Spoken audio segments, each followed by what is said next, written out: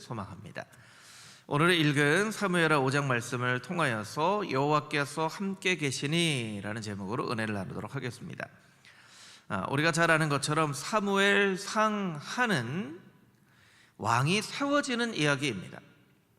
그리고 열왕기 상하, 역대 상하는 말 그대로 왕들의 이야기이죠. 이것으로 이스라엘의 역사가 끝납니다. 그리고 에스라, 느헤미야는 포로기 이후의 역사죠. 포로기 이후의 역사를 따로 기술을 하고 있죠. 왕이 세워지는데 성경에 2권, 또 왕들이 어떻게 다스렸는지에 대해서 성경이 4권, 총 6권의 성경이 왕에 대한 이야기를 하고 있는 것을 보면 하나님은 왕을 통하여서 우리들에게 무언가를 열심히 말씀하시는 하나님이시다라고 우리가 깨달아 알 수 있습니다. 왜냐하면 하나님께서 우리의 유일한 왕이 되시기 때문입니다. 그래서 왕들의 이야기를 통하여서 우리가 참된 왕이신 하나님을 어떻게 섬겨야 될지를 계속 가르쳐 주시는 거예요. 선한 왕을 통하여서 악한 왕을 통하여서 가르쳐 주시는 것이죠. 역사를 통해서 보면 역사에 세워진 왕들은 총 3부류의 왕으로 우리가 분류를 할 수 있습니다. 첫 번째 왕은 신과 동일시되는 영적인 의미를 가지는 절대 권력의 왕. 대표적인 인물이 이제 이집트의 바로 왕이죠. 바로 왕은 사실은 이집트 백성에게는 거의 신이었어요. 신. 바벨론의 왕도 그렇고. 그래서 이런 절대적인 권력을 가진 신과 동일시되는 왕을 세울 때는 어떤 신탁이나 이런 그 이야기들이 뒤따르죠. 어릴 때부터 신의 택함을 받고 왕으로 세워졌다, 이런 이야기들이 있는 것이죠. 2번째 부류의 왕은 강력한 힘으로 통치하는 군사 지도자의 왕입니다.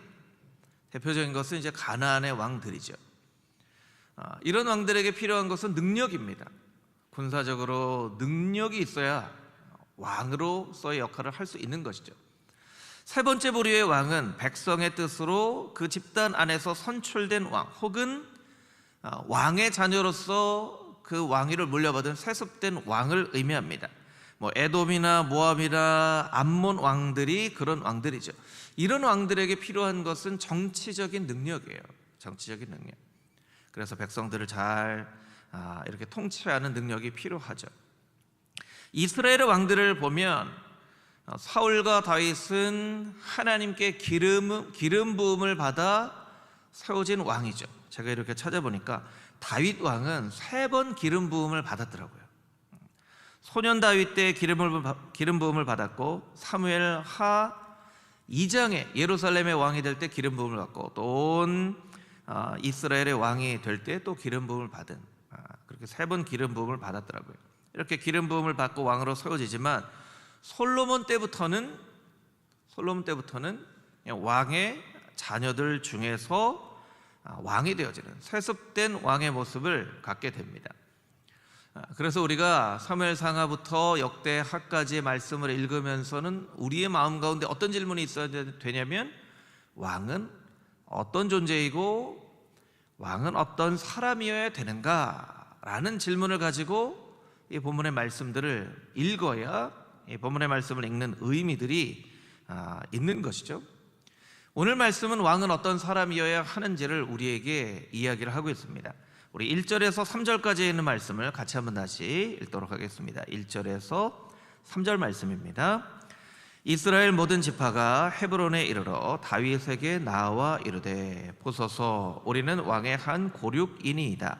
전에 곧 사울이 우리의 왕이 되었을 때에도 이스라엘을 거느려 출입하게 하신 분은 왕이시었고, 여호와께서도 왕에게 말씀하시기를 내가 내 백성 이스라엘의 목자가 되며 내가 이스라엘의 주권자가 되리라 하셨나이다 하니라.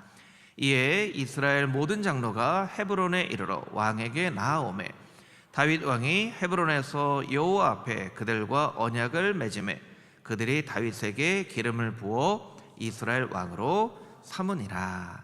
아멘. 2절 말씀에 보면 하나님께서 뭐라고 말씀하셨냐면, 너는 내 백성의 목자가 되며 이스라엘의 주권자가 될 것이다 라고 말씀하셨다는 거예요. 하나님께서 말씀하신 왕의 모습입니다. 목자는 우리가 잘 아는 것처럼 사랑으로 양떼를 돌보는 그런 사람이죠. 능력과 권위보다도 따뜻한 사랑과 돌보는 마음으로 양떼들을 이렇게 잘 인도하는 사람이 목자예요. 그런데 여러분, 앞에 말씀드린 세 부류의 왕, 절대 권력을 가진 왕, 군사 지도자의 왕, 정치적인 능력을 가진 왕, 이런 왕들에게는 목자라는 말이 전혀 어울리지가 않아요.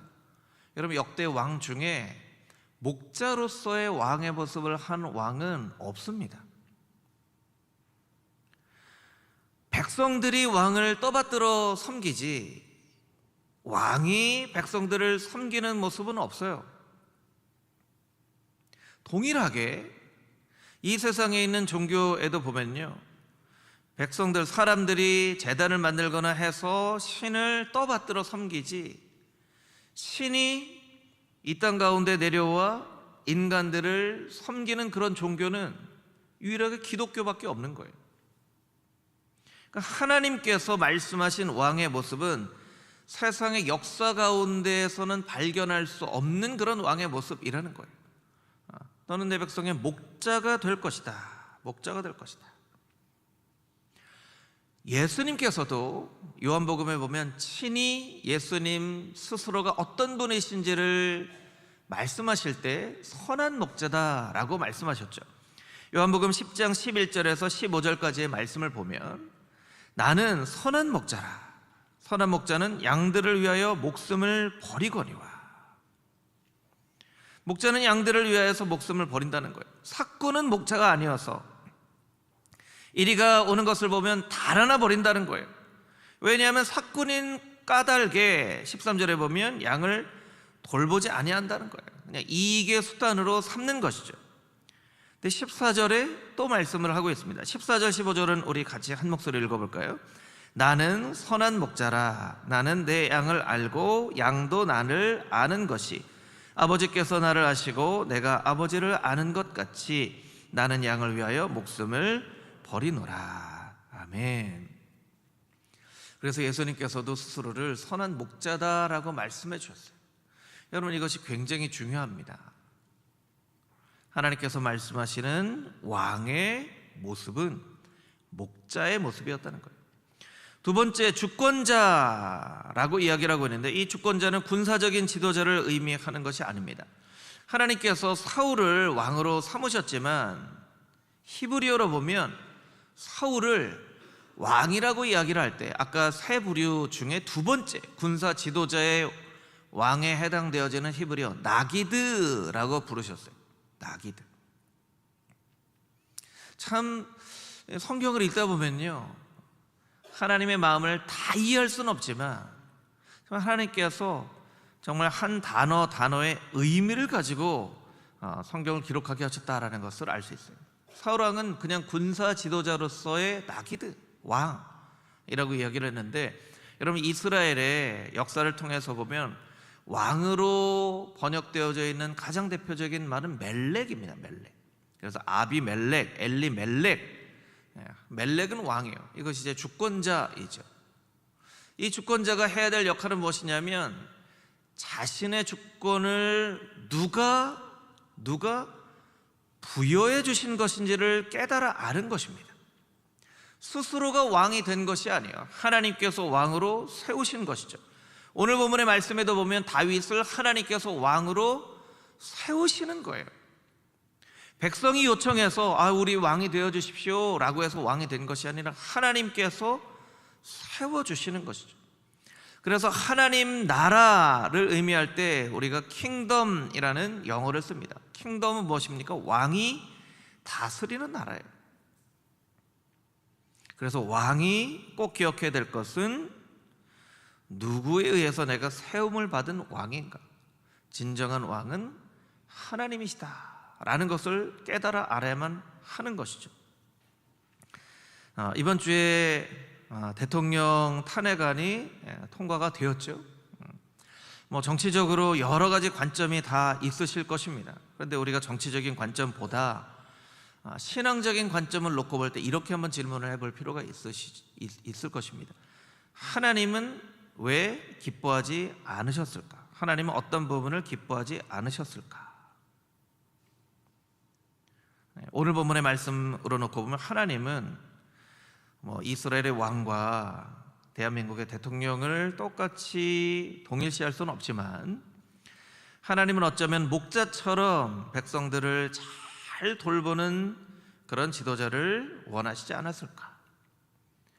하나님은 내가 능력이 있어서, 내가 탁월해서 내가 대통령이 됐지라고 생각하는 것이 아니라 나를 세우신 세상에 유일하신 하나님, 진정한 왕이 계시는 것을 늘 기억하고 있는 그런 왕을, 대통령을 원하시지 않았을까?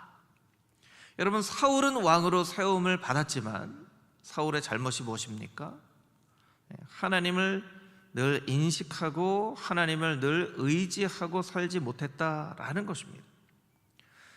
대통령이든 왕이든 어떤 사람이든 어떤 지도자이든 여러분들이 교회 안에서 어떤 일을 맡던, 세상에서 어떤 일을 맡던, 여러분 우리가 꼭 기억해야 될 것은 나를 이 자리에 세우신 진정한 왕이 계시다라는 사실을 우리가 꼭 기억해야만 합니다. 그렇지 않으면 내가 결정할 수 있는 권한이 나에게 있는데, 나에게 결정권이 있는데 라고 우리가 잘못 판단할 수 있게 될 것입니다. 이제 6월에 대통령 선거를 한다고 하죠. 우리가 정말 열심히 하나님 앞에 기도할 것은 오늘 본문의 말씀처럼 백성들을 목자처럼 돌볼 수 있는 지도자, 또 하나님께서 세우신 것을 꼭 기억할 수 있는 그런 지도자가 이 땅에 세워질 수 있게 되기를 간절한 마음으로 간구하는 우리 모두가 되어줄 수 있게 되기를 주님의 이름으로 축복합니다. 본문의 말씀 4절에서 9절까지 있는 말씀을 다시 한번 읽어보도록 하겠습니다. 4절에서 9절까지 있는 말씀입니다. 다윗이 나이가 30세의 왕위에 올라 40년 동안 다스렸으되 헤브론에서 7년 6개월 동안 유다를 다스렸고 예루살렘에서 33년 동안 온 이스라엘과 유다를 다스렸더라. 왕과 그와 그의 부하들이 예루살렘으로 가서 그 땅 주민 여부스 사람을 치려 하매 그 사람들이 다윗에게 이르되 내가 결코 이리로 들어오지 못하리라. 맹인과 다리 저는 자라도 너를 물리치리라 하니 그들 생각에는 다윗이 이리로 들어오지 못하리라 함이나 다윗이 시온 산성을 빼앗았으니 이는 다윗 성이라. 그날에 다윗이 이르기를 누구든지 여부스 사람을 치거든 물깃는 대로 올라가서 다윗의 마음에 미워하는 다리 저는 사람과 맹인을 치라 하였으니 속담이 되어 이르기를 맹인과 다리 저는 사람은 집에 들어오지 못하리라 하더라. 다윗이 그 산성에 살면서 다윗성이라 이름하고 다윗이 밀로에서부터 안으로 성을 둘러 쌓으니라. 아멘. 다윗은 왕으로 세움을 받고 바로 처음으로 한 일이 예루살렘으로 가서 여부스 사람들을 물리치고 예루살렘 성을 세운 것입니다. 다리 저는 사람과 눈먼 사람이라는 표현이 본문에 3번이나 등장을 하는데요, 이 의미는 치열한 싸움이 있었다라는 거예요. 여부스를 함락을 하지 못합니다. 난공불락의 요새 같은 것이었고 굉장히 강성한 사람들이 있었기 때문이죠. 하나님께서 주신 약속대로 다윗이 처음으로 왕으로 세움을 받고 나서 하나님의 약속을 이루기 위해서 예루살렘 성을 세웁니다. 여러분, 우리가 아는 것처럼 다윗은 하나님께 기름 부음을 받은 왕이었죠. 그런데 왕이 되기까지는 참 많은 세월이 걸렸습니다. 하나님이 분명히 기름을 부으셨는데 왕이 되기까지는 많은 시간이 걸렸고요, 또 많은 고생을 했습니다. 고난과 어려움과 역경이 있었어요.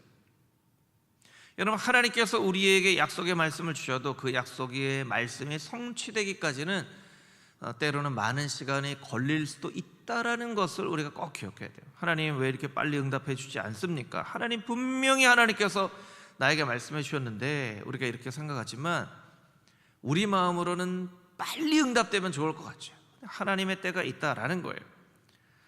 이 고생과 어려움을 통하여서 하나님께서는 다윗을 왕으로서의 자질을 갖춘 사람으로 훈련시키십니다. 훈련시켜요. 어떤 사람은 인생의 고난과 어려움을 불평과 원망의 재료로 삼는 사람도 있고, 어떤 사람은 인생의 고난과 어려움을 소망과 축복의 재료로 삼는 사람도 있어요. 축복과 소망의 재료로 삼는 사람들의 삶 가운데 나타나는 것은 변화와 성숙이죠. 어려움을 통하여서 성숙되느냐, 어려움을 통하여서 낙담하느냐, 어려움을 통하여서 변화가 되어지느냐, 어려움 가운데 변질이 되어지느냐, 이것은 우리가 고난과 어려움을 바라보는 태도에 따라서 달라진다는 거예요. 달라진다는 거예요. 다윗은 인생의 고난과 어려움을 소망과 축복의 재료로 삼았습니다. 그래서 여러분, 성경에서 유일하게 아브라함에게도 모세에게도 요셉에게도 주시지 않은 이름이 있어요. 그것은 내 마음에 맞는 사람이라는 표현인데 다윗에게만 이 표현을 해주세요. 사도행전 13장 21절 22절 말씀인데 우리 함께 읽어보도록 하겠습니다. 그 후에 그들이 왕을 구하거늘 하나님이 베냐민 지파 사람 기스의 아들 사울을 40년간 주셨다가 패하시고 다윗을 왕으로 세우시고 증언하여 이르시되 내가 이새의 아들 다윗을 만나니 내 마음에 맞는 사람이라 내 뜻을 다 이루리라 하시더니. 아멘. 내 마음에 맞는 사람, 맞는 사람. 여러분, 부부는 어떤 사람이죠? 부부는 나에게 맞는 사람을 하나님께서 만나게 해주시는 거예요. 이쁜 사람, 멋진 사람, 훌륭한 사람, 능력이 많은 사람, 그런 사람 찾으면 안 되고요. 나에게 꼭 맞는 사람을 찾아야 되는 것이죠. 하나님께서 다윗을 너 훌륭하다, 너 똑똑하다, 참 너 멋지다 이렇게 말씀하시지 않고 너는 나에게 꼭 맞는 사람이구나 라고 말씀해 주셨다는 거예요. 참 놀라운 표현이죠.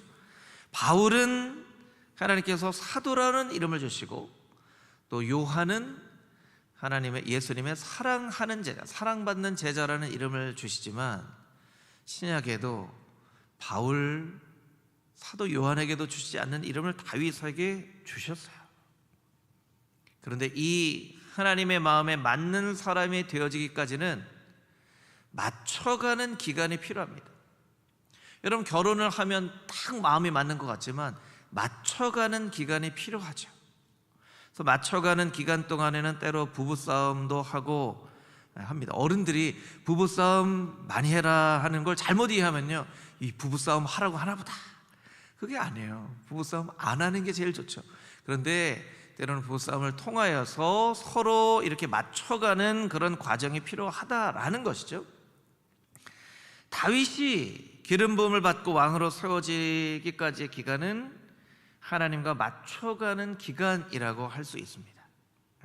그래서 이 기간을 통하여 하나님께 인정받는 왕이 되어서 다윗은 온 이스라엘의 왕이 되죠. 여러분, 우리도 마찬가지입니다. 예수 그리스도를 믿으면 하나님의 자녀로서 우리의 신분이 변화가 되지만 우리의 신분이 변화가 된다고 하나님의 자녀답게 우리의 성품도 당장 변화되는 것은 아니죠. 그러니까 시간이 필요합니다. 하나님의 자녀들에게 고난과 어려움이 있는 이유가 바로 여기에 있습니다. 하나님의 자녀인데 왜 이렇게 고난이 있는가? 왜 이렇게 어려움이 있는가? 신분이 변화되었지만 우리의 성품이 변화되기까지는 시간이 많이 필요하다는 거예요. 하나님과 맞춰가는 시간이 필요합니다. 그래서 때로는 하나님이 우리에게 고난도 허락하시고 어려움도 허락하시고, 우리는 어떻게 해야 됩니까? 사도 바울의 고백처럼 우리의 정과 욕심을 십자가에 못 박고 이미 얻은 것은 다 벗어버리고 표대를 향하여 달려나가는 그런 인생을 살아야만 그 과정을 통하여서 하나님과 맞춰가는, 다윗에게 고백하셨던 것처럼 너는 참 내 마음에 맞는 사람이구나 라고 하나님의 그런 칭찬을 들을 수가 있는 것입니다. 그래서 성경 암송도 하고 성경을 읽기도 하고 때로는 봉사도 하고 어려운 헌신도 하고 하는 거예요.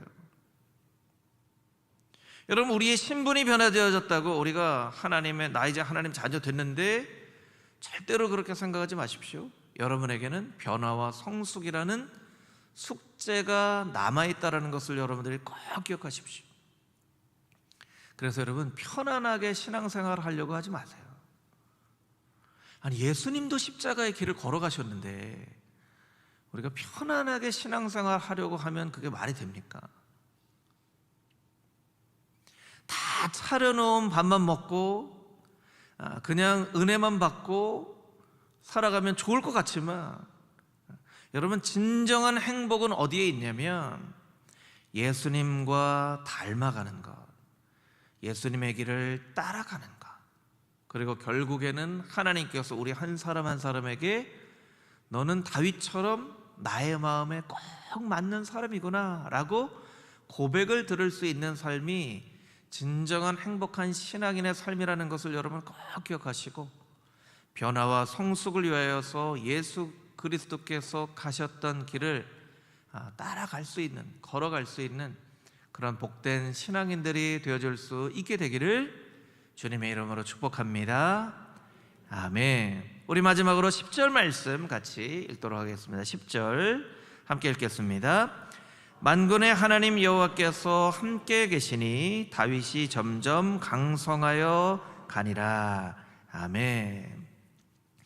다윗이 점점 강성하여 가니라, 이 구절을 유진 피터슨 목사님은 다윗 현실에 뿌리박은 영성이라고 하는 이 사무엘상하, 열왕기상하의 강해서에서 이런 표현을 합니다. 사무엘하서의 말씀은 예루살렘이 점령되고 그곳에서 다윗의 도시가 세워진 이야기를 기술하다가 이런 멋진 구절을 들려준다. 만군의 하나님 여호와께서 함께 계시니 다윗이 점점 강성하여 가니라. 이 구절의 히브리어 할로크 부가돌의 의미는 더 큰 걸음과 더 넓은 포용으로 전진해 갔다라고 번역할 수 있다. 그러니까 우리 말로는 강해져 갔다라는 의미인데 히브리어 말로 의미하면요, 더 넓은 포용으로, 그러니까 더 넓은 사람이 되어져 갔다라는 거예요. 더 강한 사람이 아니라 더 넓은 사람이 되어져 갔다는 거예요. 다윗의 힘이 세졌다는 의미가 아닙니다. 여러분, 군사력이나 정치력은 다윗 때보다는 사실은 솔로몬 때에 더 강했죠. 솔로몬은 정치력을 위해서 이방의 많은 왕들의 공주와 정략 결혼을 했잖아요.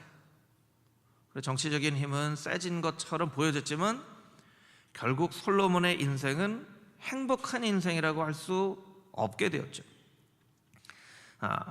남북 이스라엘이 남유다로 북이스라엘로 나눠지고 난 이후에는 북이스라엘 여로보암 2세 때가 가장 강한 군사력을 가지고 있었어요. 그러니까 사실은 이런 그 역사적인 근거로 놓고 보면 다윗이 강해졌다라고 하는 것의 의미가 다른 곳에 있음을 우리가 깨달아 아는 것이죠. 여러분, 우리가 사는 이 세계에도 보이는 세계가 있고 보이지 않는 세계가 있어요. 지금 우리가 살아갈 이 순간에도 보이는 세계와 보이지 않는 세계, 하나님께서 인간을 흙으로 창조하시고 생기를 불어넣어 주셨기 때문에 인간 자체가 보여지는 인간과 보여지지 않는 우리의 속사람, 성품, 영적인 사람으로 구별이 되어져 있기 때문이죠. 표를 보여주시면 좋을 것 같은데요. 그래서 철학에는 보이는 세계를 형이 하학이라고 하고 보이지 않는 세계를 형이 상학이라고 합니다. 심리학에서는 의식이 있고 무의식이 있습니다. 무의식은 보여지지 않는 그런 의식 세계를 말하는 것이죠. 역사에도 나타난 정사가 있고 드러나지 않은 야사가 있는 것처럼 신앙에도 현실 세계와 영적인 세계가 있는데, 이 오늘 읽은 사무엘하 5장 10절에 강해졌다라고 하는 것은 보여지는 세계에서의 강함이 아니에요. 보여지지 않는 세계에서의 강함을 의미합니다. 그래서 더 넓어졌다는, 더 넓은 포용을 가진 사람이 되어졌다는 거예요. 그래서 여러분 다윗의 인생을 보면요, 때로는 좀 미련하게 느껴질 만큼 사울 왕이 죽었을 때에도, 압살롬이 죽었을 때에도, 사울 왕을 도와서 군을 이끌었던 아브넬, 군대 장관 아브넬이 죽었을 때에도 다윗이 슬퍼해요. 얼마나 슬퍼하냐면 압살롬이 아버지를 죽이려고 모반을 일으키잖아요. 그래서 다윗이 예루살렘 궁전에서 나와서 피신을 합니다. 그런데 다윗이 뭐라고 부탁합니까? 압살롬 만나면 죽이지 마라.